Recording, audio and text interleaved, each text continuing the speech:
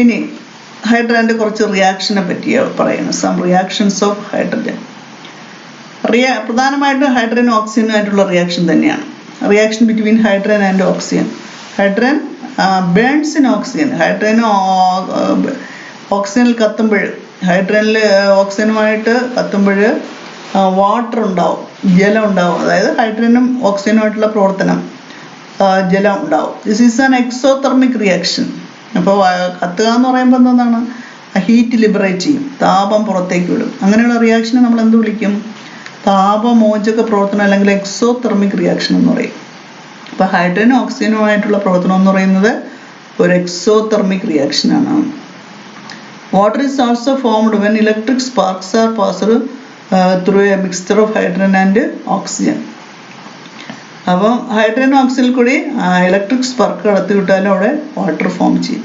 അപ്പോൾ ഹൈഡ്രജനും ഓക്സിജനും തമ്മിലുള്ള പ്രവർത്തനത്തിൻ്റെ ബാലൻസ്ഡ് കെമിക്കൽ ഇക്വേഷൻ അല്ലെങ്കിൽ സമീകൃത സമവാക്യം ഇങ്ങനെ എഴുതും. ഹൈഡ്രജനും ഓക്സിജനും തമ്മിലുള്ള പ്രവർത്തനം നമുക്ക് ബാലൻസ് ചെയ്യാൻ അറിയാമല്ലോ. ഇക്വേഷൻ ബാലൻസ് ചെയ്യാൻ നമ്മൾ പഠിച്ചിട്ടുണ്ടല്ലോ 8ാം ക്ലാസ്സിലൊക്കെ. അപ്പോൾ അതുപോലെ ഒരു ഇക്വേഷൻ എഴുതി അതിനെ ബാലൻസ് ചെയ്യാനും കൂടെ പഠിക്കണം. അതായത് ഹൈഡ്രജൻ എന്ന് പറയുന്നത് ദ്വയാറ്റോമികമാണ്, ഡൈ അറ്റോമിക്കാണ്. അതായത് 2 ആറ്റം ഉണ്ടെങ്കിലേ ഹൈഡ്രജൻ നിലനിൽക്കാൻ പറ്റും. എപ്പോഴും നമ്മൾ എപ്പോഴും 2 Hൻ്റെ സിമ്പലിൻ്റെ താഴെ 2ഉം കൂടി എഴുതും. അപ്പോൾ അത് H2 എന്ന് വായിക്കും. H2 പ്ലസ് ഓയും അതുപോലെ തന്നെ ഇതൊന്നാണ് ഡൈ അറ്റോമിക്കാണ്, ദ്വയാറ്റോമിക തന്മാത്രയാണ്. അപ്പോൾ ഓയുടെ താഴെയും 2 എഴുതും. അപ്പോൾ H2 plus O2 gives H2O. അപ്പോൾ H2 O2 കൂടെ പ്രവർത്തിച്ചാണ് ജലം ഉണ്ടാകുന്നത്. പിന്നെ എന്താ നമ്മുടെ എക്സോതെർമിക് റിയാക്ഷൻ എന്ന് പറയുന്നുണ്ട്. പ്രോഡക്റ്റ് സൈഡിൽ അല്ലെങ്കിൽ ഉൽപ്പന്നത്തിൻ്റെ കൂടെ ഹീറ്റും കൂടെ എഴുതണം, പ്ലസ് ഹീറ്റ്. എന്നിട്ട് അപ്പുറം ബാലൻസ് ചെയ്ത് എഴുതണം. അവിടെ 2 ഹൈഡ്രജൻ 4 ഹൈഡ്രജൻ വീതം ഉണ്ട് 2 സൈഡിൽ. അപ്പോൾ 2H2 plus O2 gives 2H2O plus heat. അതാണ് അതിൻ്റെ correct balanced chemical equation. 2H2 plus O2 gives 2H2O plus heat. അപ്പോൾ ആ പ്രോഡക്റ്റ് സൈഡിൽ ഉൽപ്പന്നത്തിൻ്റെ സൈഡിൽ താപം, ഹീറ്റ് അല്ലെങ്കിൽ താപം കണ്ടാൽ അതൊരു താപമോചക പ്രവർത്തനമാണ് അല്ലെങ്കിൽ എക്സോതെർമിക് റിയാക്ഷൻ ആണെന്ന് മനസ്സിലാക്കണം. Which are the substances that take part in a chemical reactions here? ഇവിടുത്തെ കെമിക്കൽ റിയാക്ഷനിൽ പാർട്ടിസിപ്പേറ്റ് ചെയ്യുന്ന പദാർത്ഥങ്ങൾ ഏതൊക്കെയാണ്? അല്ലെങ്കിൽ അതിനെന്തോന്ന് പറയും? ഒരു കെമിക്കൽ റിയാക്ഷനിൽ പാർട്ടിസിപ്പേറ്റ് ചെയ്യുന്ന സബ്സ്റ്റൻസിനെ നമ്മൾ റിയാക്റ്റൻസ് അല്ലെങ്കിൽ അഭികാരങ്ങൾ എന്നാണ് പറയുന്നത്. ഏതാണ് ഇവിടുത്തെ അഭികാരങ്ങൾ അല്ലെങ്കിൽ റിയാക്റ്റൻസ്? 2H2, അതായത് ഹൈഡ്രജനും ഓക്സിജനാണ് ഇവിടുത്തെ reactance. You can see that the molecules of hydrogen and oxygen combine to form new substance of water. അപ്പോൾ ഇവിടെ നമ്മൾ കണ്ടത് ഹൈഡ്രജനും ഓക്സിജനും കൂടെ ചേർന്ന് ഒരു പുതിയ സബ്സ്റ്റൻസ് അവിടെ ഉണ്ടായി. ആ 2ഉം കൂടി കമ്പൈൻ ചെയ്ത് ഒരു പുതിയ പ്രോഡക്റ്റ് ഇവിടെ ഉണ്ടായതായിട്ടാണ് നമ്മൾ കണ്ടത്. 2ഉം കൂടി ചേർന്ന് ഒരു പുതിയ ഉൽപ്പന്നം ഇവിടെ ഉണ്ടായി. നോക്കൂ, the reaction in which 2 or more simple substance or element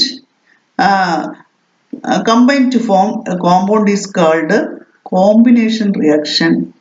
അപ്പോൾ ഇതിന് ഒരു പേരുണ്ട്. ഹൈഡ്രജൻ അല്ലെങ്കിൽ സിമ്പിൾ എലമെന്റ്സ്, ഹൈഡ്രജനും ഓക്സിജനും പോലെയുള്ള സിമ്പിൾ എലമെന്റ്സോ മറ്റു കോമ്പൗണ്ടുകളോ ചേർന്ന് ഒരു പുതിയ കോമ്പൗണ്ട് ഉണ്ടാകുന്ന പ്രവർത്തനത്തിന് എന്തെന്ന് പറയും?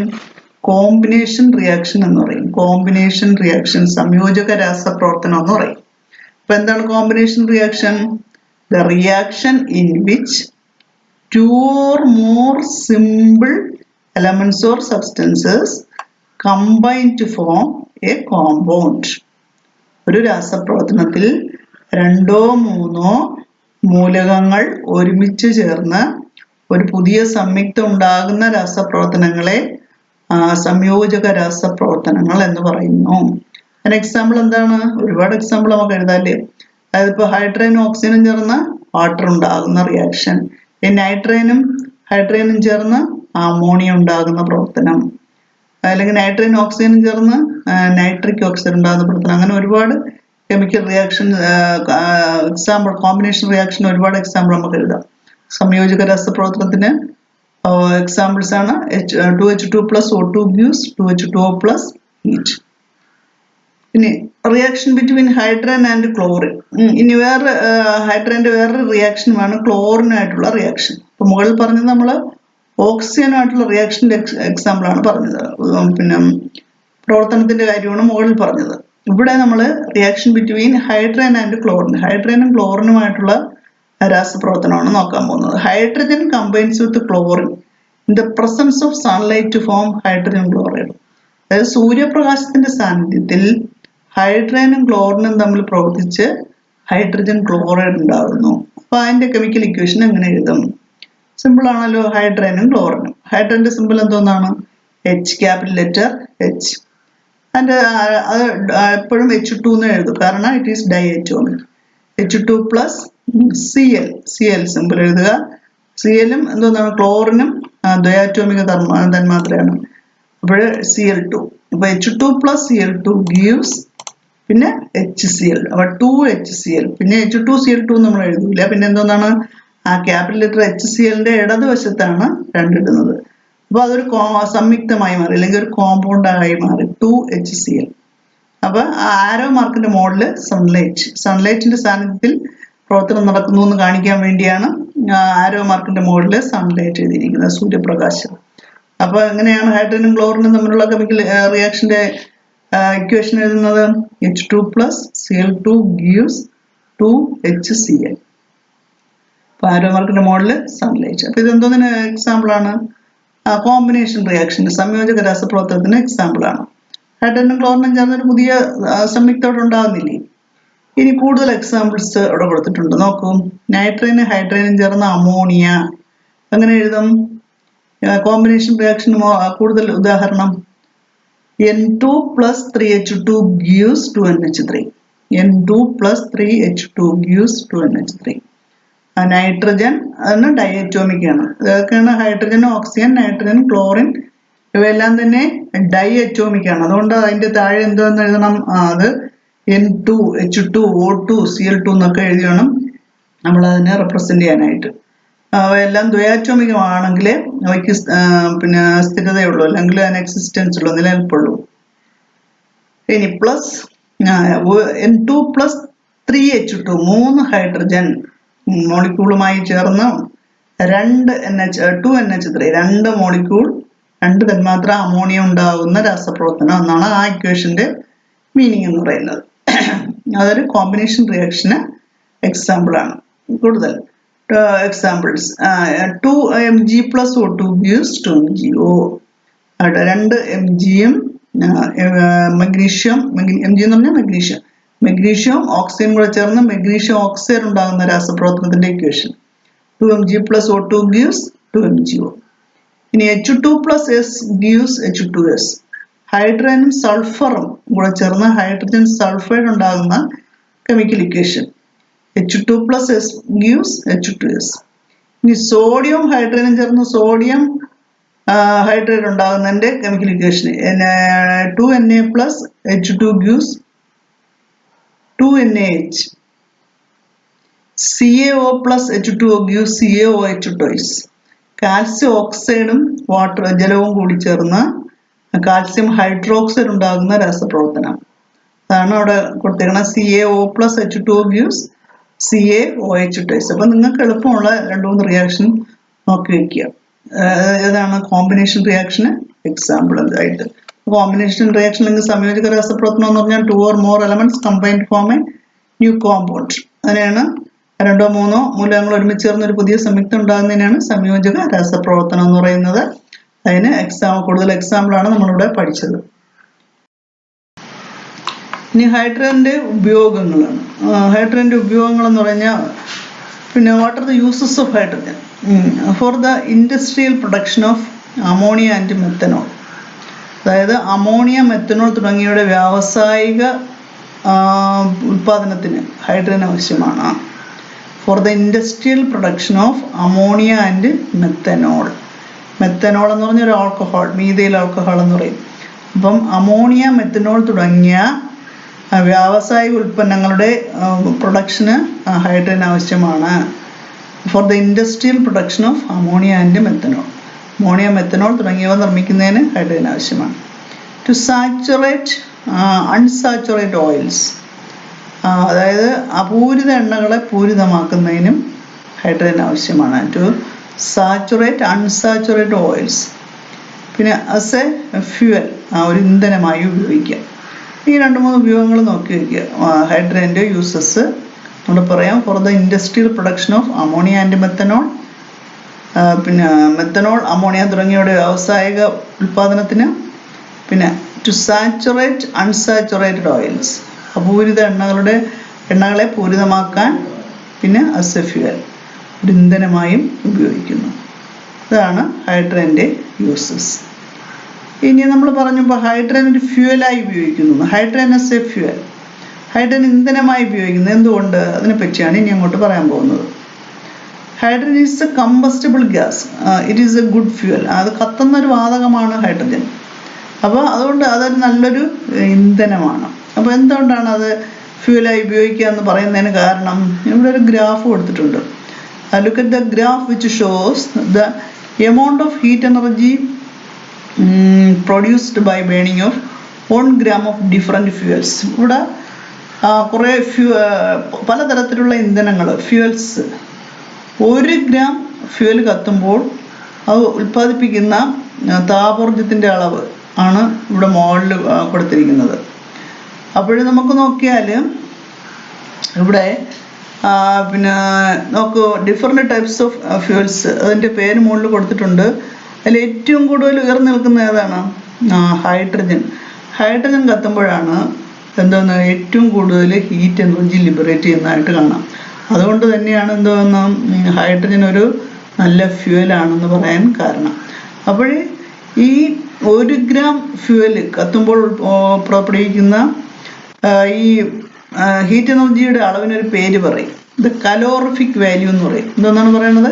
കലോറിക മൂല്യം അല്ലെങ്കിൽ കലോറിഫിക് വാല്യൂ എന്ന് പറയും. അപ്പം എന്താണ് കലോറിഫിക് വാല്യൂ അല്ലെങ്കിൽ കലോറിക മൂല്യം എന്ന് പറയുന്നത്? The calorific value of A fuel is the heat energy released from 1 unit mass of fuel that fuel on complete combustion. അതായത് ഒരു യൂണിറ്റ് മാസ് ഇന്ധനം പൂർണ്ണമായി കത്തുമ്പോൾ പുറത്തേക്ക് വിടുന്ന താപോർജ്ജത്തിൻ്റെ അളവാണ് അതിൻ്റെ കലോറിക മൂല്യം. അപ്പോൾ ഇതാണ് നമ്മൾ മുകളിൽ കണ്ടത്. 1 ഗ്രാം ഹൈഡ്രജൻ കത്തുമ്പോൾ പുറപ്പെടുവിക്കുന്ന ഹീറ്റ് എനർജിയുടെ അളവാണ് ഹൈഡ്രജൻ്റെ കലോറിക മൂല്യം അല്ലെങ്കിൽ കലോറിഫിക് വാല്യൂ. അപ്പോൾ കലോറിഫിക് വാല്യൂ ഏറ്റവും കൂടുതലുള്ള എലമെൻ്റ് ആണ് ഏത്? ഹൈഡ്രജൻ. അപ്പോൾ എന്താണ് കലോറിഫിക് വാല്യൂ അല്ലെങ്കിൽ കലോറിക മൂല്യം? The calorific value of a fuel is the heat energy released from 1 unit mass of fuel on complete combustion. 1 unit fuel complete combustion ചെയ്യുമ്പോൾ അല്ലെങ്കിൽ പൂർണ്ണമായി കത്തുമ്പോൾ പുറത്തേക്ക് വിടുന്ന ഹീറ്റ് എനർജിയുടെ അളവാണ് കലോറിഫിക് വാല്യൂ എന്ന് പറയുന്നത്. അപ്പോൾ അതിൻ്റെ ഡെഫിനിഷൻ പഠിച്ചു വയ്ക്കുക. Which fuel has the highest calorific value among these? ഇപ്പോഴിവിടെ പിന്നെ ഈ ഗ്രാഫിൽ ഏതിനാണ് ഏറ്റവും കൂടുതൽ കലോറിഫിക് വാല്യൂ? അതായത് 1 ഗ്രാം ഇന്ധനം കത്തിയപ്പോൾ കൂടുതൽ താപോർജ്ജം പുറപ്പെടുവിച്ച മൂലകം ഏതാണ്? ഹൈഡ്രജൻ ആണ് അല്ലേ? നമ്മൾ ആ ഗ്രാഫ് നോക്കി കണ്ടായിരുന്നു. What will be the product formed when hydrogen burns in air? Hydrogen വായുവിൽ കത്തുമ്പോൾ ഉണ്ടാകുന്ന ഉൽപ്പന്നം ഏത്? What is the product formed when hydrogen burns in air? ഏതാണ് ഹൈഡ്രജൻ വായുവിൽ കത്തുക എന്ന് പറഞ്ഞാൽ? വായുവിൽ ആരുമായി സംയോജിക്കുക എന്നാണ് അർത്ഥം. കത്താൻ സഹായിക്കുന്ന വാതകം ഏതാണ്? ഓക്സിജൻ. അപ്പോൾ വായുവിൽ കത്തുക എന്ന് പറഞ്ഞാൽ വായുവിലെ ഓക്സിജനുമായി കമ്പൈൻ ചെയ്യുക എന്നാണ് അർത്ഥം. അപ്പോൾ ഹൈഡ്രജൻ ഓക്സിജനുമായി കമ്പൈൻ ചെയ്യുമ്പോൾ ഉണ്ടാകുന്ന പദാർത്ഥം ഏതാണ്? പ്രോഡക്റ്റ് അല്ലെങ്കിൽ ഉൽപ്പന്നം ഏതാണ്? ഹൈഡ്രജൻ ഓക്സിജൻ കൂടെ സംയോജിക്കുമ്പോൾ ജലം H2O. ഇനി what are the advantages of hydrogen as a fuel? ഇനി ഹൈഡ്രജൻ ഫ്യൂവലായി ഉപയോഗിക്കുന്നതിൻ്റെ മേന്മകൾ എന്തോന്നൊക്കെയാണ്? ഹൈഡ്രജൻ ഒരു ഇന്ധനമായി ഉപയോഗിക്കാം. എന്തുകൊണ്ടാണ് നമ്മൾ അതിനെ ഹൈഡ്രജൻ ഇന്ധനമായി ഉപയോഗിക്കാമെന്ന് പറഞ്ഞതിൻ്റെ കാര്യം? അതായത് അവൈലബിലിറ്റി ഈസ് പ്ലെൻറ്റി, സുലഭമായിട്ട് കിട്ടും. നമ്മുടെ അന്തരീക്ഷത്തിൽ നമുക്ക് സുലഭമായി ഹൈഡ്രജനെ വർദ്ധിച്ചെടുക്കാൻ കഴിയും. പിന്നെ നമ്മളിപ്പോൾ കണ്ടു എന്തോന്നാണ്? High calorific value. എന്തുകൊണ്ട്? കലോറിക മൂല്യം വളരെ കൂടുതലാണ് ഹൈഡ്രജന്. കലോറിക മൂല്യം അല്ലെങ്കിൽ കലോറിഫിക് വാല്യൂ ഈസ് ഹൈ. പിന്നെ വേറൊരു പ്രത്യേകത എന്ന് പറഞ്ഞാൽ അത് പൊല്യൂഷൻ ഉണ്ടാക്കുന്നില്ല. അന്തരീക്ഷ മലിനീകരണം ഉണ്ടാകാത്ത ഒരു വാതകമാണ് ഹൈഡ്രജൻ. പൊല്യൂഷൻ ഫ്രീ ഗ്യാസാണ്, അന്തരീക്ഷ മലിനീകരണം ഉണ്ടാക്കുന്നില്ല. അപ്പോൾ ഈ കാരണങ്ങളാൽ നമുക്ക് ഹൈഡ്രജൻ എന്തെന്നായി ഉപയോഗിക്കാമെന്നാണ് പറയുന്നത്, ഫ്യൂവലായി അല്ലെങ്കിൽ ഇന്ധനമായി ഉപയോഗിക്കാമെന്നാണ് പറയുന്നത്. എന്തുകൊണ്ടാണ് ഹൈഡ്രജൻ ഫ്യൂവലായി ഉപയോഗിക്കുന്നതിൻ്റെ അഡ്വാൻറ്റേജസ്? അവൈലബിലിറ്റി ഈസ് പ്ലെൻറ്റി, അതിൻ്റെ ലഭ്യത കൂടുതലാണ്. പിന്നെ ഹൈ കലോറിഫിക് വാല്യൂ, കലോറിക മൂല്യം കൂടുതലാണ്. നോ പൊല്യൂഷൻ, എന്താണ് മലിനീകരണം ഉണ്ടാക്കുന്നില്ല. അപ്പോൾ ഈ കാരണങ്ങളാൽ നമുക്ക് ഹൈഡ്രജൻ എന്തായി ഉപയോഗിക്കാം, ഫ്യൂവലായി ഉപയോഗിക്കാം. എന്നാൽ even though hydrogen is has these advantages, ഇപ്പോൾ ഈ മേന്മകളെല്ലാം ഉണ്ടെങ്കിലും it is not used as a domestic fuel. നമ്മുടെ വീട്ടാവശ്യങ്ങൾക്കൊന്നും ഹൈഡ്രജൻ നമ്മൾ ഫ്യൂവലായി ഉപയോഗിക്കുന്നില്ല. എന്തുകൊണ്ടായിരിക്കും? there are some limitations, അതിന് ചില പോരായ്മകളൊക്കെ ഉണ്ട്. എന്താണ് അതിൻ്റെ കാരണം നോക്കുക. നമ്മൾ എന്തുകൊണ്ട് ഇത്രയും കലോറിഫിക് വാല്യൂ ഉണ്ട്, പൊല്യൂഷൻ ഫ്രീ ഗ്യാസ് ആണ്, പിന്നെ പ്ലഞ്ചി ആയിട്ട് നമുക്ക് സുലഭമായി ലഭിക്കും. പിന്നെ എന്തുകൊണ്ട് ഡൊമസ്റ്റിക് നീഡ്സിന് നമ്മൾ ഹൈഡ്രജൻ ഉപയോഗിക്കുന്നില്ല? അതിന് കുറച്ച് ലിമിറ്റേഷൻസ് ഉണ്ട്. എന്താണ്? It is hydrogen gas which burns with explosion, അതാണ് അതിൻ്റെ ലിമിറ്റേഷൻ എന്ന് പറയുന്നത്. ഹൈഡ്രജൻ എന്ന് പറയുന്നത് സ്ഫോടനത്തോടുകൂടി കത്തുന്ന ഒരു വാതകമാണ്. It is a gas which burns with explosion. It is അതുകൊണ്ട് തന്നെ it is very difficult to store and transport. അതുകൊണ്ട് തന്നെ നമുക്കതിനെ സ്റ്റോർ ചെയ്ത് വയ്ക്കാനും സംഭരിച്ച് വയ്ക്കാനും വിതരണം ചെയ്യാനും വളരെ പ്രയാസമാണ്. അതുകൊണ്ടാണ് നമ്മൾ ഡൊമസ്റ്റിക് ആവശ്യങ്ങൾക്ക്, ഈ വീട്ടാവശ്യങ്ങൾക്കൊന്നും ഹൈഡ്രജൻ എന്തായി ഉപയോഗിക്കാത്തത്, ഫ്യൂവലായി ഉപയോഗിക്കാത്തത്. അല്ലെങ്കിൽ അതിന് വളരെയധികം കലോറിക മൂല്യം അല്ലെങ്കിൽ കലോറിഫിക് വാല്യൂ ഉള്ള ഒരു എലമെന്റ് ആണ്. അപ്പൊ എന്താണ് അതിന്റെ ലിമിറ്റേഷൻ എന്ന് മനസ്സിലായല്ലോ. അത് ചോദിക്കും, എന്തുകൊണ്ടാണ് പിന്നെ ഹൈഡ്രജൻ ഹൈ കലോറിഫിക് വാല്യൂ ഉണ്ടെങ്കിലും ഡൊമസ്റ്റിക് ഫ്യൂവലായി ഉപയോഗിക്കുന്നില്ല? What is the reason? അപ്പൊ എന്താണ് അവിടെ എഴുതാനുള്ളത്? Hydrogen is a gas which burns with explosion. Hydrogen ഒരു സ്ഫോടനത്തോടുകൂടി കത്തുന്ന വാതകമാണ്. So it is very difficult to store and transport. അതുകൊണ്ട് ഇത് സംഭരിച്ചു വയ്ക്കാനും ട്രാൻസ്പോർട്ട് ചെയ്യാന്ന് പറഞ്ഞാൽ വിതരണം ചെയ്യാനും പ്രയാസമാണ്. So it is not used as domestic fuel. അതുകൊണ്ട് അത് ഗാർഹിക ആവശ്യങ്ങൾക്ക് ഇന്ധനമായി ഉപയോഗിക്കുന്നില്ല. ഇനി നോക്കും, if you overcome these limitations hydrogen will become a universal fuel. അപ്പോൾ ഈ പോരായ്മകളെല്ലാം പരിഹരിച്ചാൽ നമുക്ക് അതൊരു യൂണിവേഴ്സൽ ഫ്യൂവലായി, ഒരു ഇന്ധനമായി ഉപയോഗിക്കാൻ പറ്റും. The problems like the scarcity of fossils fuels and environmental pollution can be overcome through this.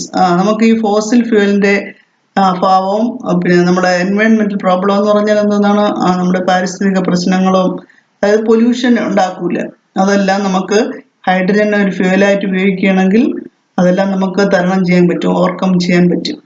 പക്ഷേ ഈ സ്ഫോടന സ്വഭാവം ഉള്ളത് കൊണ്ട് തന്നെ അത് നമുക്ക് ഫ്യൂവലായിട്ട് ഇതുവരെ ഉപയോഗിക്കാൻ കഴിഞ്ഞിട്ടില്ല.